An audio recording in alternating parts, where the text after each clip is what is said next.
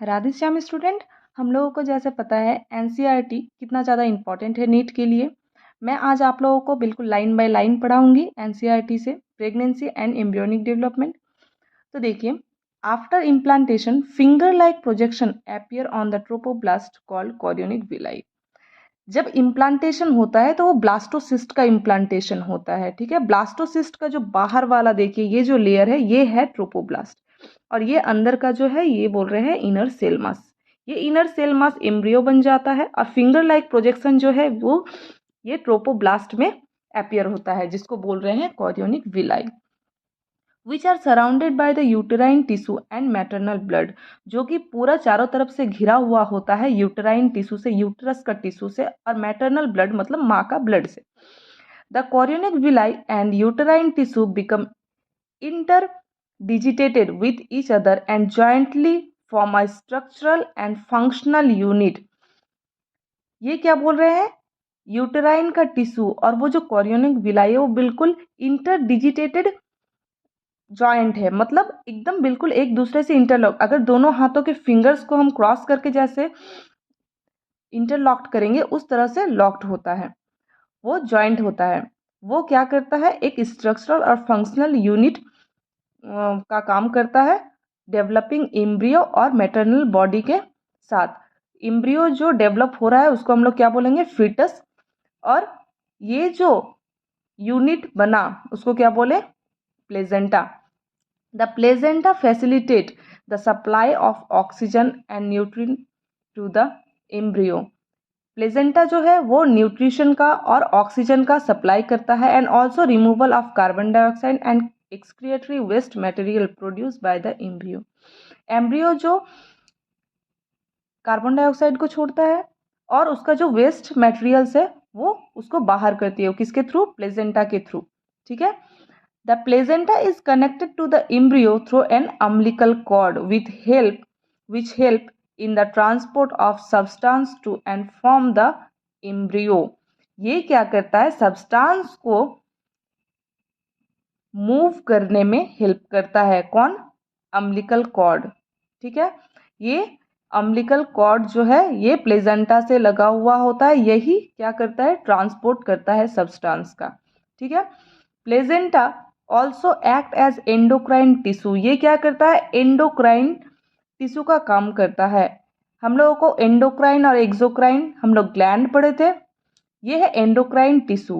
Tissue का भी वही काम है, ये एंडोक्राइन जब भी बोल रहे हैं तो ये हार्मोन का सेक्रेशन करेगा without duct and produces several hormones. कौन कौन सा हार्मोन ये रिलीज करेगा, चलिए देखते हैं।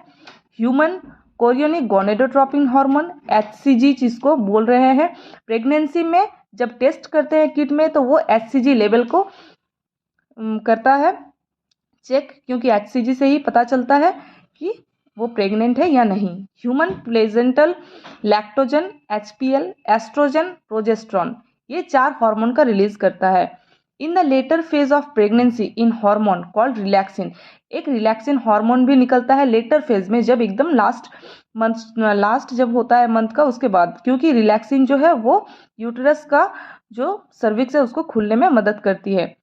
Is also secreted by the ovary, ये किससे सेक्रेट हो रहा है, ओवरी से। Let us remember that HCG, HPL and relaxin are produced in women only during pregnancy. ये हार्मोन सिर्फ और सिर्फ फीमेल में प्रेगनेंसी के दौरान ही रिलीज होती है।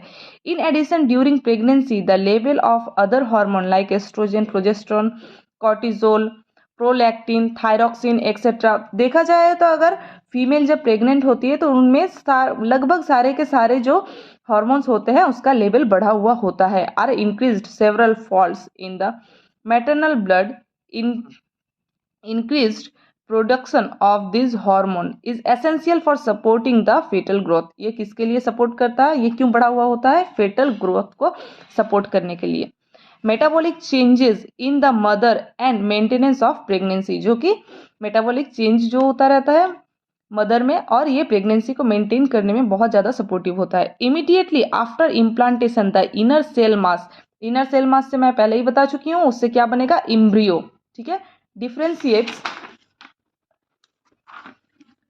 into an outer layer called ectoderm and an inner layer called endoderm. A mesoderm soon appear between the ectoderm and the endoderm. जब भी कहीं पर भी एंडोडर्म बोलेंगे इसका मतलब सबसे अंदर का हिस्सा होता है, ठीक है. और ये जो एक्टोडर्म बोल रहे हैं ये सबसे बाहरी है. मीजोडर्म जो है ये कुछ देर के बाद अपीयर्स हो जाता है एक्टोडर्म और एंडोडर्म के बीच में. These three layers give rise to all tissue organ in adults. Tissue और ऑर्गन्स जितना भी बनता है वो ये तीनों एक्टोडर्म, एंडोडर्म और मेसोडर्मल लेयर से ही बना हुआ होता है, जितना भी टिश्यू और ऑर्गन हमारे बॉडी में है. It needs to be mentioned here that the inner cell mass contain certain cell called stem cell. हम लोग शुरू से ही पढ़ते आ रहे हैं stem cell stem cell stem cell. ये स्टेम सेल जो होता है ये कौन किसमें रहता है? मेसोडर्म में, ठीक है.